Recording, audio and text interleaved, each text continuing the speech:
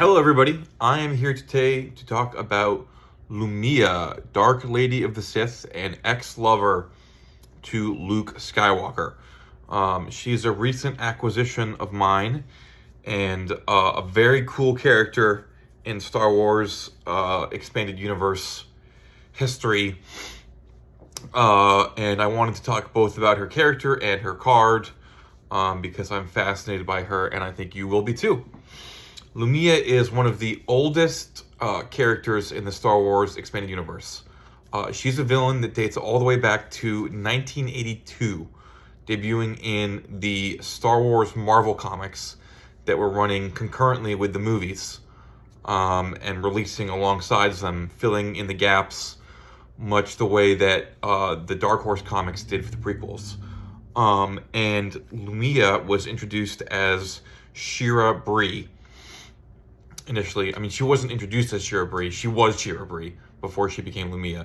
She was Shira Bree. She was a rebel pilot who had a love affair with Luke, but faked her own death and blamed it on Luke to frame Luke and convince him to leave the rebellion and join the Empire. This was all a plot orchestrated by, of course, Darth Vader, who wanted Luke not to die, but to leave the rebellion and become his, apprentice. Of course, Luke discovered the plot after she faked her death and cleared his name, but there was a whole arc in the Marvel Star Wars comics where this rebel agent, Imperial agent Shira Bree, faked her death and framed Luke, and that was her big introduction.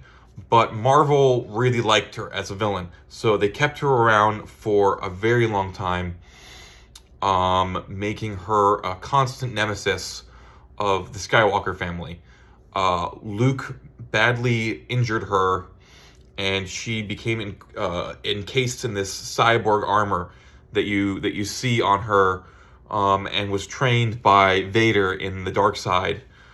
And over the years, she kind of got this trademark look where she has a light whip and this triangular headdress, which is really cool, and her cyborg armor. And she remained a on-off villain in the Star Wars Expanded Universe until the 2000s. I think her final appearance was in 2008.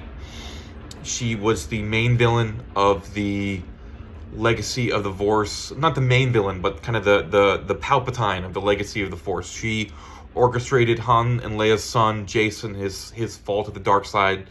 She became one of his mentors, his Sith mentors, along with a few other characters like Vergere, and finally got her revenge on the Skywalker family by causing Jason's fall and the death of Mara Jade. Ultimately, she was killed by Luke in battle. After years of clashing with Luke, he finally defeated her once and for all. But she was a potent force in the Star Wars EU for, 1982 to 2008. That's like a almost 30-year run of being a villain in Star Wars, spanning almost the entire Star Wars Expanded Universe, from its early days of Marvel to its end in the Del Rey novels.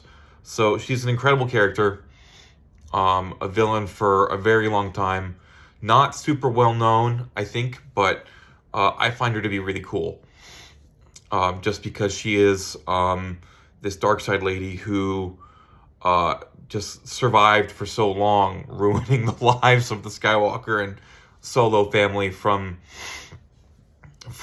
all the way from the rebellion to after the Yuuzhan Vong War. A really cool character in the EU. Yeah, but now that you know who she is, let's talk about her card in the game. She has 53 points, 140 hit points, 20 defense, 12 attack, 20 damage. Good stats, I think, for a 53-point character. Her abilities are what brought her to my attention in the game and made me pick her up. Because although I was familiar with her as a villain from Legacy, I wasn't like a huge fan of her. But when I saw her stats, I was like, wow, this is a wild character. and I have to have this. She's a cyborg. She has evade, which is great off the bat, but she's got melee reach 3, which means she can stand away from you if you're a Jedi, hit you with her light whip, and then you can't hit her back. Because I think she might be the only character with melee reach 3 in the game. I think Miniatures Mike said that in an earlier video. Yeah, she's got incredible reach on her light whip. So she can hit you, you can't hit her, which is really awesome. She's got double attack, which is good, and regeneration 10. And of course, stealth too, which is so nice. So she could sneak up to you, hit you, and melee reach you. And then, fascinatingly, as a melee character, because she has evade, she can hit you. If you're a ranged character, she can hit you with her light whip, and then if you shoot her, she can evade it. So she can do melee attacks and evade at the same time, which is really, really useful. I find that quite a powerful combo. Here's where it gets wonky. She has self-destruct 40. So that would be very cool, right? Like, when she dies, she's a 53-point piece, and she blows up on you for 40 damage. That's pretty wild. But she has melee reach 3. So she's not necessarily going to walk up to people and hit them and then blow up on their face. They have to come to her if she wants them to blow up on her. So I'm not quite sure that's the best synergy with melee reach 3. Because unless she's fighting another melee character who walks up to her and whacks her in the face and kills her, she is probably going to get shot and explode. But, the stealth and evade makes it harder for her to get shot, and more likely that the other team is going to want to run up a melee character in her face and die from that self-destruct. Because she is kind of hard to kill with range, thanks to the stealth and then the evade. The wonkiest thing on here, even more wonky than the self-destruct, is pilot. What? I said it before, and I say it every time it comes up. Wizards, what is pilot? I genuinely think it is impossible for her to take advantage of pilot, as it's stated in the Wizards rules. Like, I don't think that she can. There's no Sith character that gives any bonuses for pilot, and I don't think there's a fringe character that gives bonuses for pilot. So it's literally useless on her. Why does she have pilot, she has pilot because she was a pilot and a member of Rogue Squadron in her original comic appearance as Shira Bree. It makes sense. But, as a gameplay design thing, it is so baffling. Why, Wizards? Why did you not make some use of pilot? Finally, she has Force Push 2, which is kind of cool and kind of weird. She only has Force 4, which is not a lot of force for such a powerful Force user and Dark Lady of the Sith. And she only has Push 2. I kind of wish that she had some cooler Force abilities.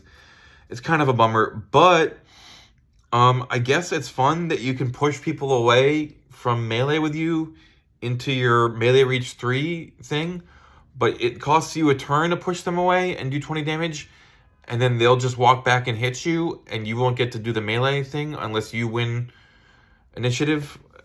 It's not amazing. I think the thought there was she'd be pushing people back into her melee reach 3, but I don't know if it's super useful. If I'm playing Lumiya, I'm probably going to use those force points for evade rerolls, if I'm being real. I think that's most likely how that comes up. But, push 2 is a guaranteed 20 damage, so it's nice to have. It's better than not having it. I just think that she'd really ball out if she had Sith Rage or, something really cool that increases her max damage. Because right now she's only doing 40 a turn, which is not amazing for a 53-point character. That's probably her biggest drawback, is her low damage output. She's very hard to kill thanks to evade, stealth, and frickin' regeneration, but she doesn't really hammer you with the damage in a duel. The nice thing is that if you use the Black Sun Vigo and find a way to give her greater mobile thanks to her evade. She can kind of dance back and forth and do that light whip and hit people with greater mobile. And then be in stealth, so she can like run forward, hit you with the whip, run away. So give her mobile attack, and she's pretty good. I don't know. Overall, I think a fun character with some really interesting abilities. A good representation of my understanding of Lumiya from her decades of harassing the Skywalker family.